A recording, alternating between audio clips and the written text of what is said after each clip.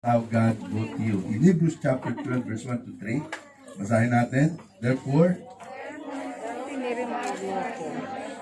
let us throw off everything that hinders and the sin that so easily entangles, and let us run with perseverance the race marked out for us, fixing our eyes on Jesus, the pioneer and perfecter of faith. For the joy set before him, he endured the cross, scorning its shame, and sat down at the right hand of the throne of God. Consider him who endured such opposition from sinners, so that you will not grow weary and lose heart. Sa Philippians chapter 3, verse 14, iugnay po natin. Basa? I press on toward the goal to win the prize for which God has called me heavenward in Christ Jesus. Okay? Saglit tayong tumungo, tayo pumikit ang ating mata, at tayo po ay lalapit sa Diyos na ating Panginoon. Ang maraming Diyos na mapagmahal, dakila at makapangyarihan, Lord, we thank you. Sa pagkatalan po namin, kanina pa man, hanggang sa mga oras na ito, ikaw ay kasama na po namin. And we acknowledge, O Father God, your presence today. We acknowledge your Lordship over our life. And we thank you, Father God, sapagkat walang sino man, O God, na nakaupo sa mga upuang ito, O God, na hindi mo kilala ang kanyang pangalan. Bawat isa ay kilala mo, buhat mo man na siya isilang, tinawag mo siya, at binigyan mo siya, O God, ng dakilang regalo. At ang regalong ito, O Diyos, ay hindi mo kailanman pinabayaran sapagkat ikaw na ang nagbayad dito. And Father, we thank you, Lord God, sapagkat sa araw na ito, Lord God, kakatagpuin mo ang iyong bayan. Kakatagpuin mo ang mga anak mo ito. At dalangin ko po, Panginoon, ikaw ay mangusap ng buong kapangyarihan, mangusap ka, O Diyos, ng buong pagmamahal. Lord, let your people know that they are loved. Sila ay minamahal, sila ay iniibig. Sila, O Diyos, ay iyo, Panginoon, iniisip. Tuwi-tuwi na, Panginoon. At dalangin ko, Panginoon, sa oras na ito, Lord, buksan mo ang bawat puso. Let the eyes of their spiritual understanding, Lord, be open, O Lord God, this morning.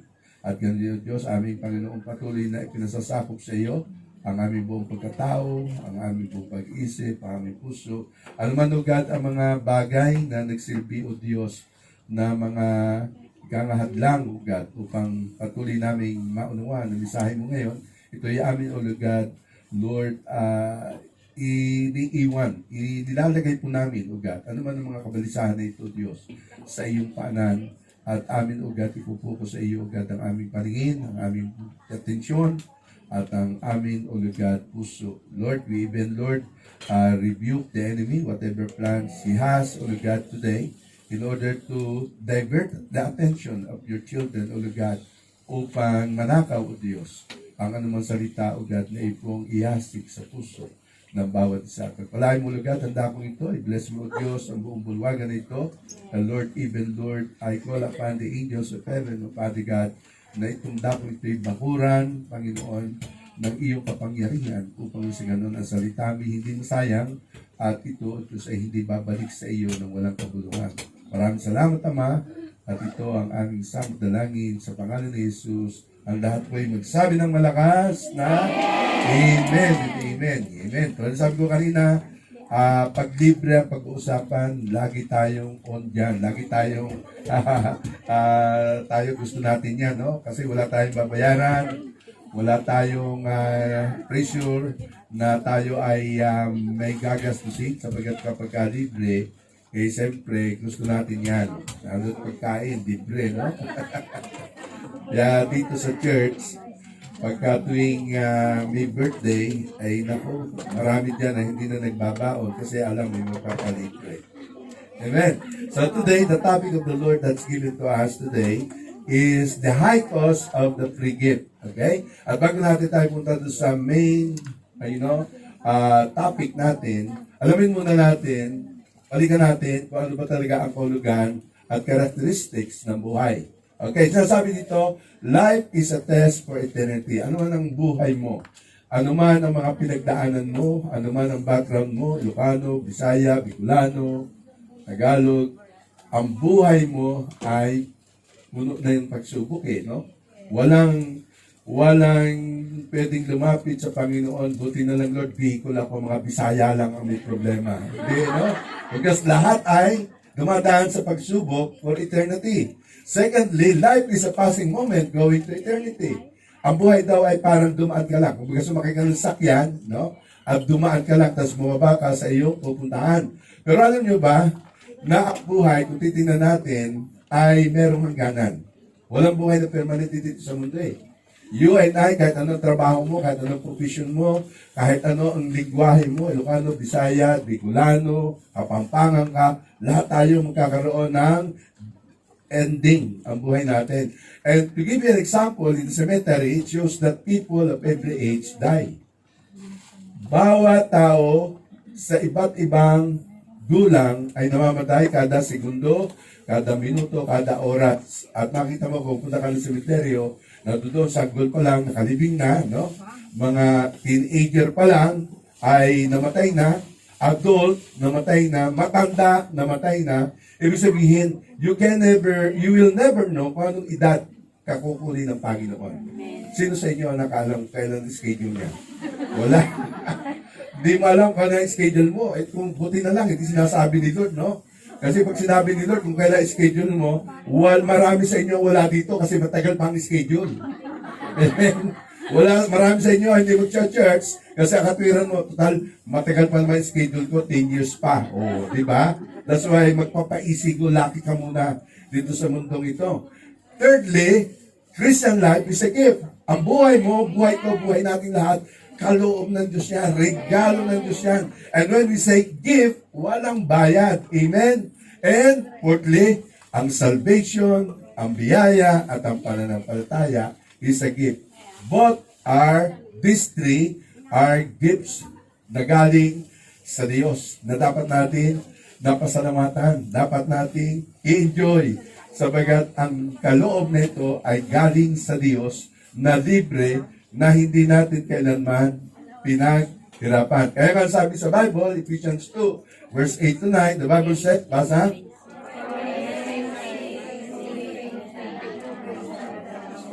Ayan. Sabi ni Pablo, sulat niya sa mga taga-Epeso, for by grace are you saved through faith. So again, tatlong bagay binigyan ni Lord. Grace, salvation, and faith. And these three are gifts of God. Kaloob na libre ng Diyos. Binigay sa iyo ni Lord. Amen? Hindi mo pinaghirapan. Hindi ka nag-part-time para magkaroon ka ng salvation. No? Hindi ka nagpagod para magkaroon ka ng faith or grace because these are gifts of God. Sabi ng verse 9, hindi ito dahil sa iyong gawa, not of works, lest any man should boast. Hindi ito dahil sa iyong mga pagsisikap.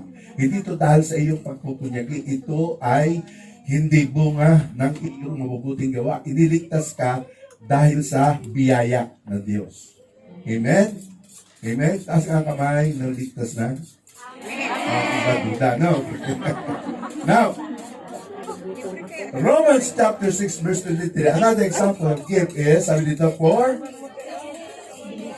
but the gift of God is eternal life through Jesus Christ our Lord. So, hindi lang grace, hindi lang faith, hindi lang salvation ang free gift na binigay sa atin ng Diyos sa atin, kundi ang binigay niya free gift sa atin ay eternal life, buhay na walang hanggan. Amen? Sino na sa inyo ang may buhay na walang hanggan? Taas ang kamay. Oo, may buhay na walang hanggan. Nakakaingit kayo. May buhay na walang hanggan. So, again, balikan natin yung life 2.0. Ano nga ba ang kahulugan ng repentance? Basa! It is your life. It has something to do with your future and with your destiny. Yun daw ang repentance. Ang repentance, wala yung kinalaman sa iyong nakaraan. But ito ay may kinalaman sa iyong buhay, sa iyong mga hinaharap. What you would be. Amen? Again, repentance is a life experience for the next life. Ibig sabihin, ang repentance hindi ginagawa sa next life.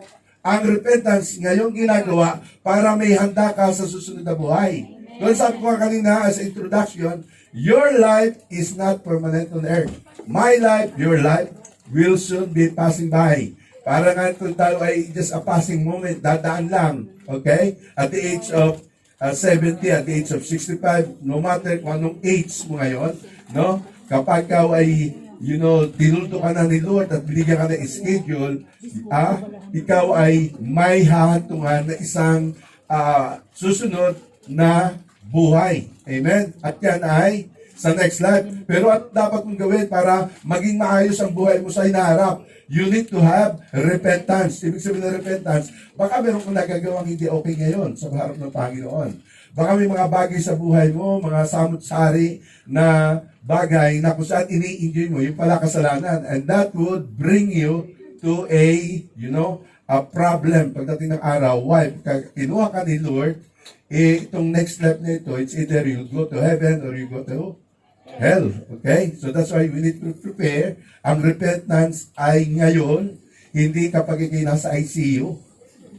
Ang repentance ay ngayon, hindi yung ikaw ay agaw buhay na nasa ospital at ikaw ay kukuhanin na ni Lord, saka ka palang magre-repent. Okay? Meaning to say, kaya ka nabubuhay ngayon, kinigil ka ni Lord, tuwing umaga, God is giving you no chances to repent. Ayusin. That's why God gave us what? He gave us the memory to recall. Kung ano yung mga nangyari, nagawa natin kahapon, binigyan tayo ni Lord ng banal na Espiritu para tayo magkaroon ng conviction upang ating, pagsisihan ng mga nagawa natin hindi tama sa paningin ng Diyos. That is in preparation for the next life. Okay? Mukhang kukuhanin na yata kami ni Lord. Bakit kaya ito preach? Sabi ko, we need to be practical. Amen? Kailangan maging practical tayo. Hindi tayo naghahanda kung kailan na andyan na. Bisa, ganyan mga Pilipino, no? Maghahanda kapag andyan na ang problema. No? Naghahanda tayo kasi alam natin na sa ayaw natin sa gusto, darating tayo sa buhay na ito. Amen? Again, being broken and feel regret for the sin that was done results from having the desire to change your way. Pag nagre-repent ka, ganito yan eh. Pag sinabi mo, Lord, I'm sorry. Mali ako eh. Wala mong gagawa. Wala eh. Ay, hindi repentance yun. Ang repentance, you need to be broken before the Lord. Ibig ko sabihin ay na talagang you are in deep regret. You are so sorry for what you have done. Hindi yung parang kumpare mo lang kausap mo. Sorry, kasala ko eh. Hindi mo natagtagin pa yan eh. Kasi siya na. Hindi, repentance. You need to be broken before the Lord. You need to feel regret for the sin that was done, and that results for having the desire to change your way. Pag nag-repent ka, hindi yun natatapos sa iyong confession. Pag nag-repent ka, ito ay katulad na nag-turn about ka 180 degrees. Dinalikuran mo ang kasalanan and you move forward towards the new changes ng buhay mo. Sabi ng 2 Corinthians 5:17, if anyone is in Christ, he is a brand new person inside. All things has passed away, and behold, new things has come. Dapat ikaw ay lumalakad na sa panibagong buhay. Amen? Alam niyo ba? Okay, continuation, to turn away from sin and to turn it to God. Okay, sinabi natin yan kanina. God gave this amazing gift. Binigyan tayo ng Diyos ng amazing gift na ito called eternal life in the presence of God. Yung eternal life na yan, gugugulin natin ng mas mahabang panahon kaysa sa buhay mo dito sa lupa. When we say eternity, that is no end. Okay, tandaan nyo, ang buhay ng tao ay may katapusan dito sa lupa. Your life has, meron niyang katapusan dito sa lupa, pero may susunod na buhay na walang katapusan. Yun yung ating pinaghahandaan. That's why, dahil sa pagmamahal ng Diyos sa iyo at sa akin, Jesus took our punishment on the cross 2,000 years ago. Yung kasalanan mo na hindi mo kayang bayaran, yung kasalanan mo na hindi mo kailangan pwedeng palitan maging ng iyong buhay ay pinagbayaran ni Kristo sa krus ng Kalbaryo 2,000 years ago. He destroyed death and hell to set us free. Tayo ay pinalaya ni Kristo. Kanyang winasak ang kamatayan at ang impyerno upang tayo ay mapalaya. Amen? Now, ang grace, ang faith, at ang salvation, again, sabi natin kanina, these are all free. Libre yan. Libre na galing sa Diyos. Now, sabi ng Romans chapter 5 verse 15 to 18. Okay, basa.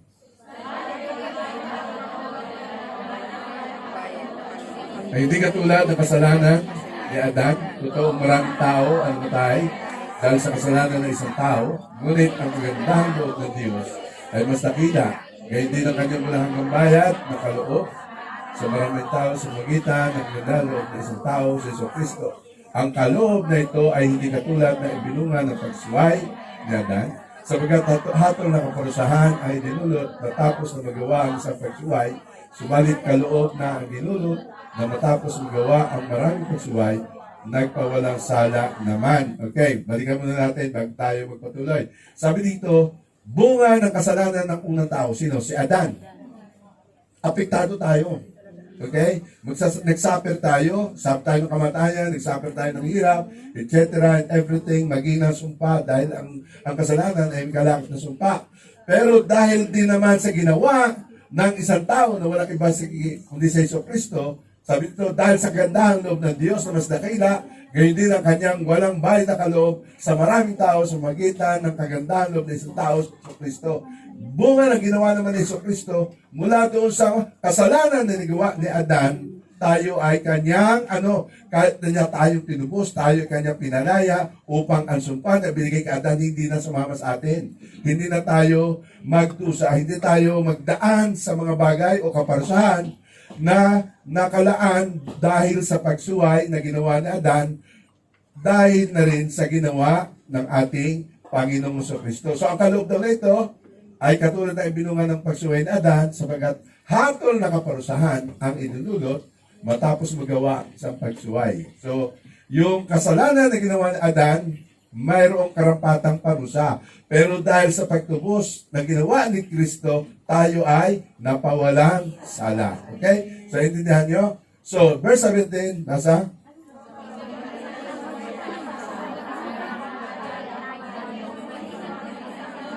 Sa Jesucristo, ang mga taong pinagpala ng sagana at itunuring ang matuwid ng Diyos ay maghahari sa buhay. Okay, so ganun din.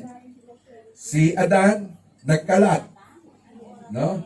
At ikinalat niya ay yung kanyang pagsuway, ang yung kanyang kasalanan, sinuway niya ang Diyos, pero si Kristo, okay, yung ikalawang Adan natin, no?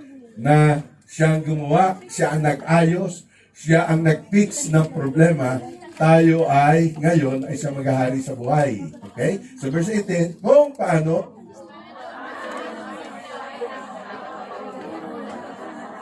ang matuwid na ginawa rin ng isang tao ay magtutulot ng pagpapalansala at buhay. Amen. So this is self-explanatory that because of what Jesus did on the cross, okay, tayo ay napawalang sala at tayo itutungo sa buhay na walang hanggan, hindi buhay doon sa impyerno, kundi buhay na hantong doon sa langit. If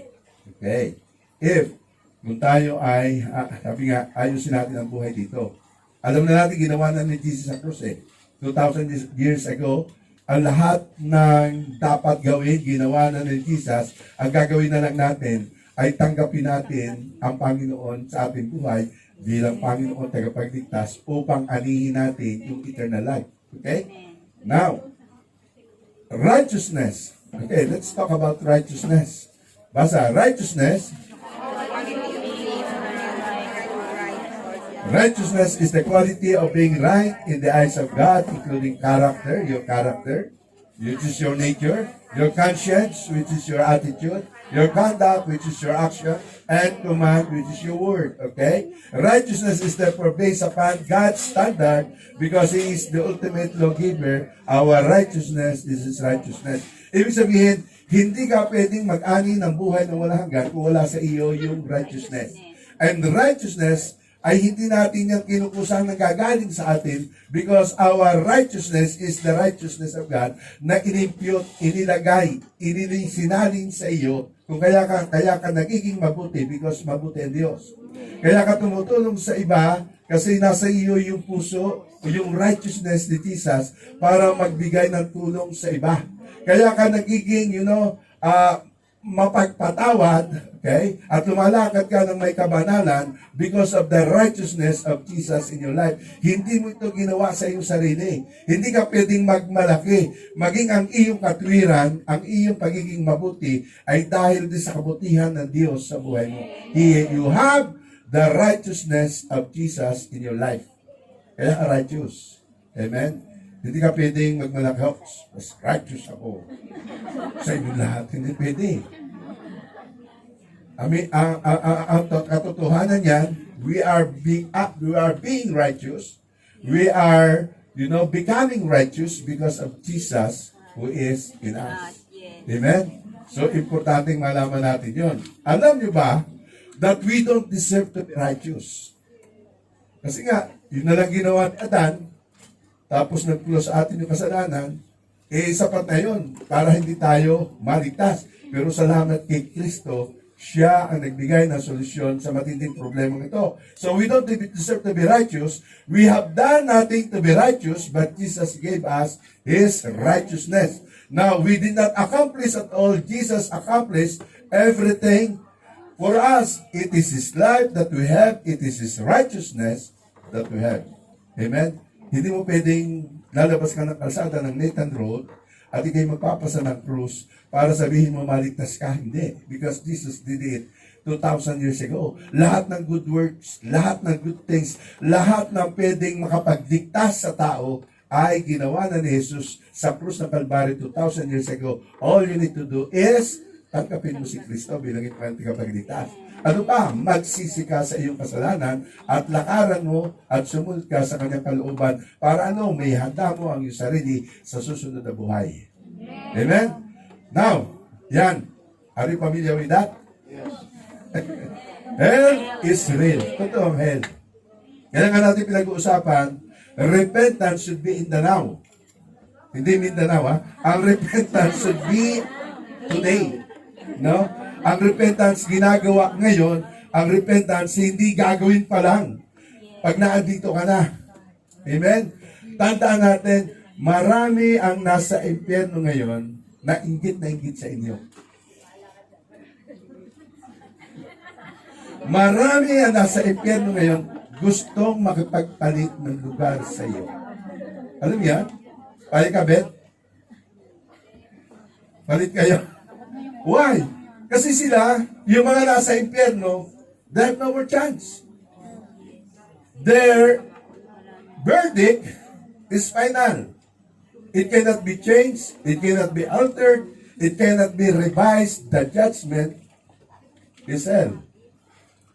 Now, maraming nasa impyerno, because alam ko, nabasa niyo yung Luke chapter 16, verse 19 to 31. Si Lazarus and the rich man. While Lazarus the rich man, pareho silang namatay sabay. Lazarus is living according to the righteousness of God nung siya'y nabubuhay. Yung rich man, sinayang niya yung mga pagkakataon na dapat namuhay siya ng tama ayon sa kalooban ng Diyos, ayon sa salita ng Diyos. Kaya yung mayaman, nagpakasasa dito sa mundo. Si Lazarus, nagpakatino, lumakat na may kabanalan, bagamat siya'y dumadaan sa pag-iilig sa buhay, dumadaan sa mga pagsubok sa buhay, dumaan sa kahirapan, and yet, hindi siya nag-quit, hindi siya nag-give up, dumaan siya sa matitinding mga sakit sa buhay, dumaan siya sa mga matitinding, persecution din sa buhay. Maaaring may mga matitindi rin siya mga problemang pinagdaanan katulad mo, pero hindi siya nag-give up. That's why, pareho silang mamatay, nung rich man, yung si Lazarus, dinala ng anghel sa bosom ni Abraham. Yung rich man, dinala sa Hades dito. At ano nangyari? Yung rich man, nakaramdam ng init sa ipino.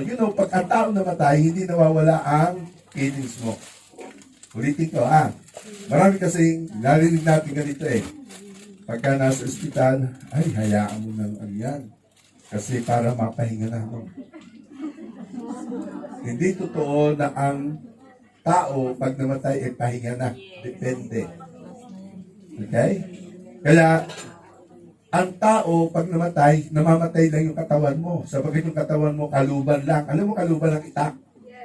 Ang katawan mo, kaluban lang ng iyong kaluluwa at espiritu.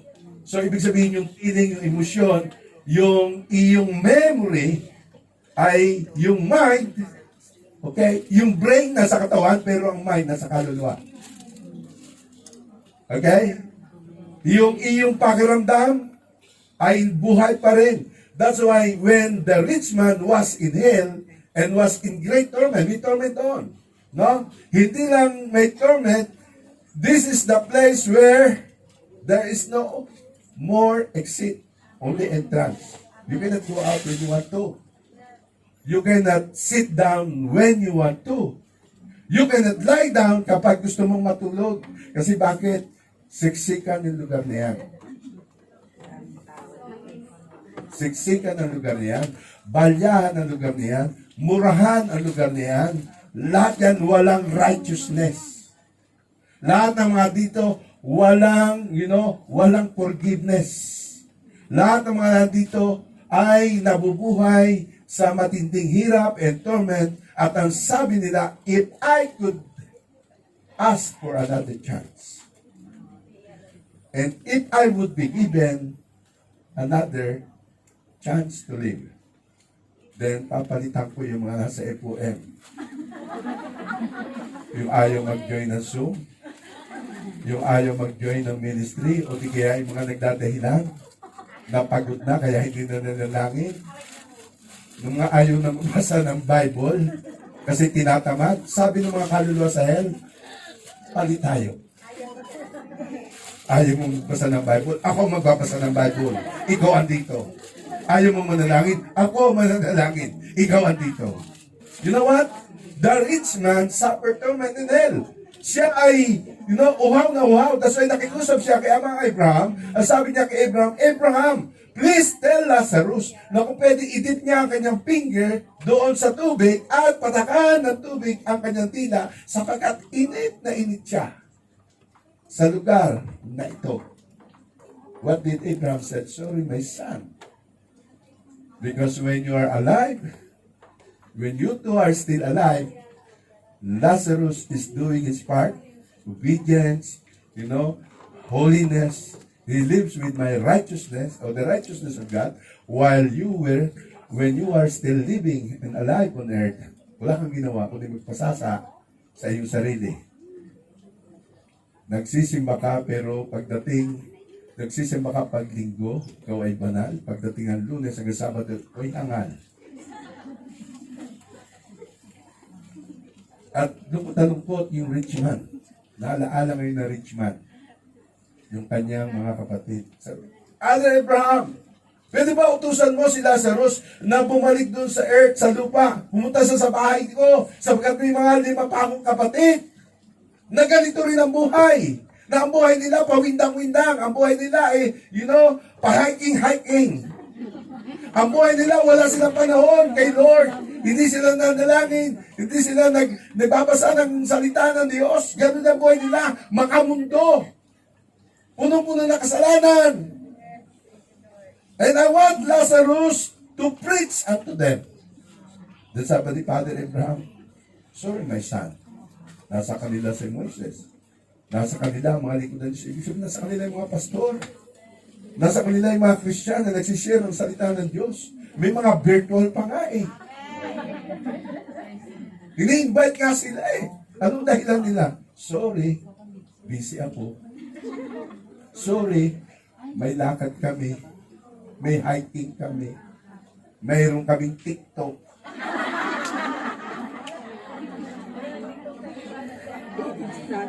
Maraming dahilan. And you know what? The soul in hell are asking for a second chance. Pero hindi sila mapagbigyan. Tingnan nyo. Look at this. As I was reading Luke chapter 16, I realized na yung palang mga kaluluwa sa hell, sila yung talagang pag nanalangin, totoong-totoo ang kanilang panalangin. Ang kanilang panalangin ay nanggagaling talaga sa kaibuturan ng kanilang puso. Kaya lang, ang problema, hindi na sila mapagbibigyan. Ang problema, it's too late. No second chance. That's why They are willing to swap places with you. Ayaw mo maglingkod, sabi nila, ako maglilingkod. Willing ako. Willing akong mapuyat sa Zoom. Willing ako na maglingkod sa Panginoon, mag-attend ng Bible study. Willing akong sumama sa evangelism ng FOM. Kung ayaw mo, ako na lang.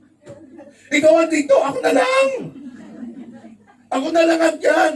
Ako na lang ang maupo at pagkitagahan ko makinig ng preaching ng pastor. Ako na lang. At alam nyo, this soul, ang mga kaluluwang ito, ay wala ng pag-asa. Ang mga kaluluwang ito ay wala ng second chance. Ang mga kaluluwang ito ay hindi na kailanman mabibigyan ng pagkakataon na ulitin muli ang kanilang buhay. Pero ikaw, everyday nagigising ka tuwing umaga, you have all the chances. Every day na ikaw ay makakarinig ng preaching, you have all your choices. Whether you're going to commit your life unto the Lord or whether no. You will say no to God and say yes to the world and welcome to hell. Alam mo, hindi ako nanakot. Alam mo, ito siya, ang bihira naman yung pastor nito. Yung pangit preach. Sabi ko sa inyo, I don't care. Magalit kayo sa akin, I don't care. Alam mo, galit na kayo sa akin ngayon. Ang importante ay mabigyan ka ng warning at mag-decide ka today kung kanino at saan mo gustong pumunta after this life. I tell you, there is a next life after this life. And that place and heaven are both open sa mga taong gustong pumunta doon, depende sa iyong decision today. Now, no one went to hell by accident. Walang napunta doon, pastor, kasi nadulas lang ako. Nadulas ka.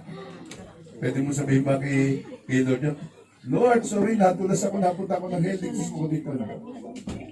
Maririnig ka ng Panginoon, pero hindi na niya pwedeng gawing ligtas ka. At that time, pag nasa impyerno ka, si Jesus is no longer your Savior. Pag nasa impyerno ka na, si Jesus will be your judge. Si Jesus will be the one who will say the verdict. No longer, Jesus will say na you have to accept Him as your Lord and Savior. Kasi kahit tanggapin mo siya bilang yung Panginoon pinapagligtas, wala ng pag-asa.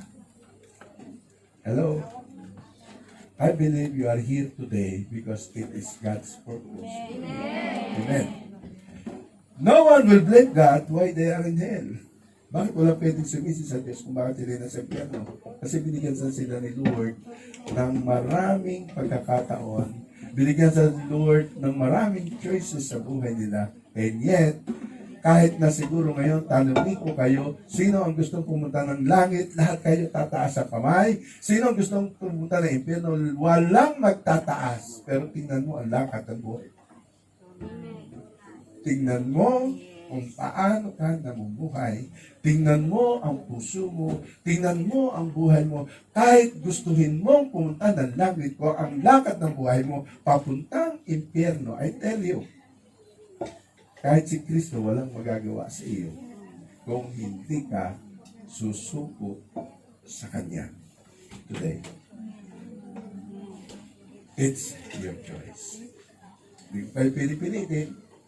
At trabaho ko lang mag-preach ng salita ng Diyos. Ang trabaho nyo, mag-isip kung mag-decide ka na magpasakop at ipasakop ang buhay mo kay Kristo. Now, hell is real. Alam nyo ba na ang impyerno ay may bunganga? Kasi minagtanong siya, Pastor, paano na kung puno na impyerno? Ito nga, kaya nga ipakikita ko sa inyo eh. Basa, Isaiah 5 verse 14, basa.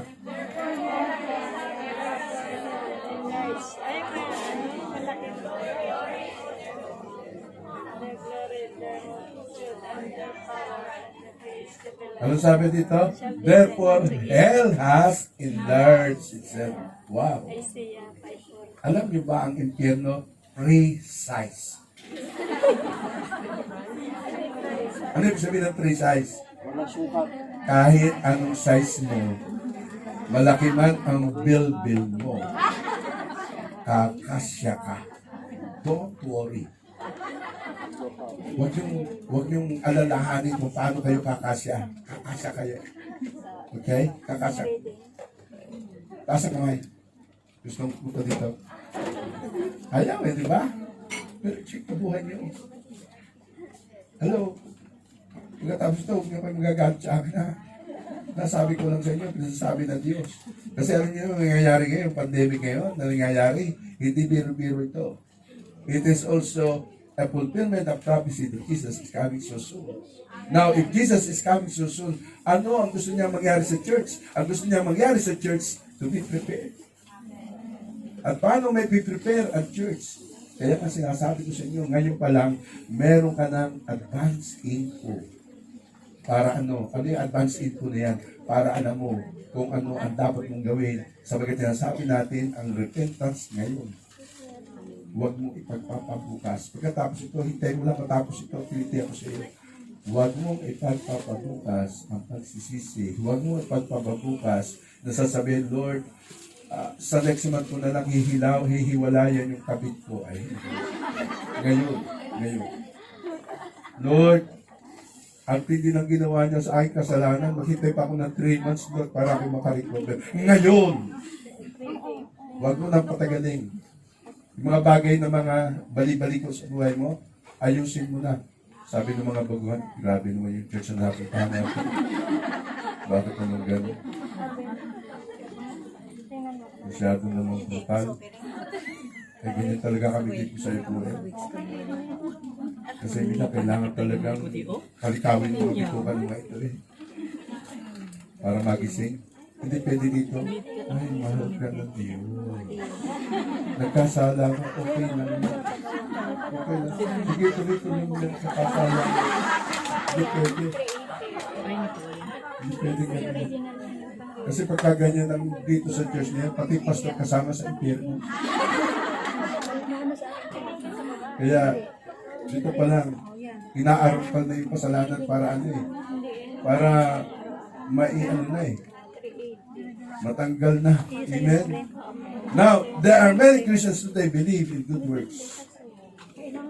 To gain eternal life by working in the flesh, God will reject your works because God has done it already. Ano sabihin mo?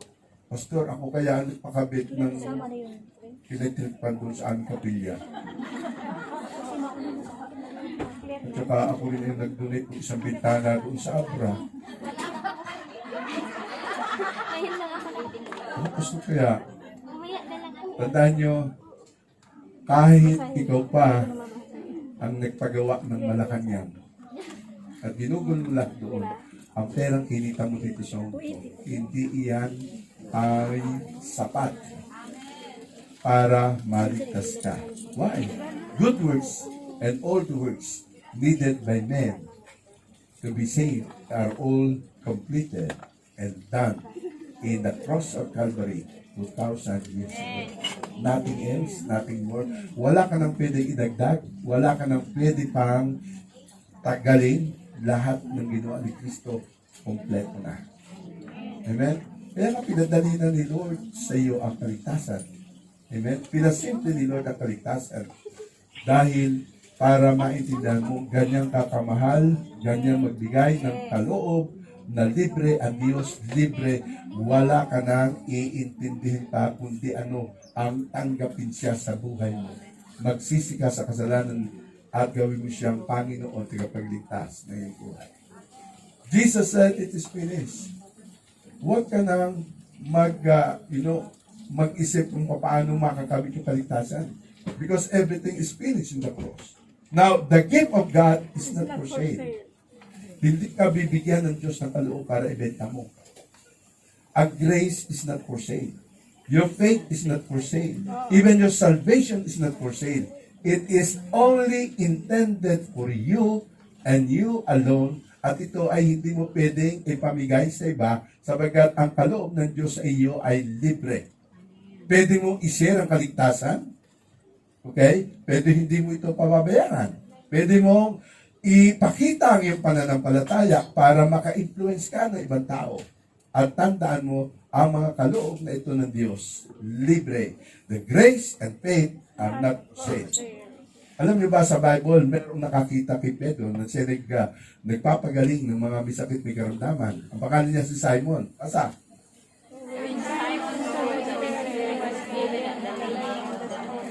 And offered the money and said, give me also this ability so that everyone on whom I lay my hands may receive the Holy Spirit. Peter answered, may your money perish with you because you thought you could buy the gift of God with money. You have no part or share in this ministry because your heart is not for God. Sabi ni Simon, wow, ang galing naman ni Peter. Katalihan siya, lahat ng mga misakit gumagaling, ang mga may ketong lumilinis, ang mga bulag nakakakita, ang mga pilay nakakalakad. Manghang-mangha itong si Simon. Sabi niya, magkano kaya yung sa healing? Bayaran ko kaya. Ano sabi sa kanya ni Peter? Peter immediately rebuked him. You know, na ang kanyang ginagawa ay hindi tama. At ang sabi ni Peter sa kanya, may your money perish with you because you thought you could buy the gift of God. Ayaw bilhin ang kaloob ng Diyos. The gifts of God are intended for those who make Jesus as their Lord and Savior. The gift of God are intended for those whose life is totally surrendered unto the Lord. The gift of God is intended for those who are going to heaven and not those who will be going and who choose to go to hell. Amen? Tingnan natin, sabi ng John chapter 4 verse 10, basa. Jesus answered her, if you knew the gift of God and it is that who asked you for a drink, you would have asked him and he would have given you living water. Sino kausap ni Jesus dito? The Samaritan woman, doon sa well. Na sabi ni Jesus, bigyan mo ko ng tubig na mainom. No? And the Samaritan woman did not know that it was Jesus yung kausap niya. And then, sa kanilang conversation at the end, sabi ni Jesus, kung alam mo lang kung ano yung kaloob ng Diyos sa iyo na walang bayan, at kung sino ito na humingi sa iyo ng inumin, tiyak na ikaw ay hihingi sa Kanya ng tubig ng buhay, living water. Ibig sabihin ni Jesus na He has the gift to be offered, at ang gift na yan ay ang tubig ng banal na Espiritu sa buhay ng bawat isa sa atin. We have the living water of God in our life. When we receive Jesus as our Lord and Savior, that living water is gonna fill in your heart. Kung kaya nga naranasan mo ang presensya ni Lord, because of that living water, nagmamanifest sa buhay mo. Revelation 20 verse 17. The Spirit and the bride says, come, and let the one who hears says, come, let the one who is thirsty come, and let the one who wishes to take the free gift of the water of life. Again, binanggit na naman yung free gift, the water of life, ang tubig ng buhay. Amen? Hindi ito mabibili kung saan-saan. Sabagat ng tubig ng buhay, makakabili ka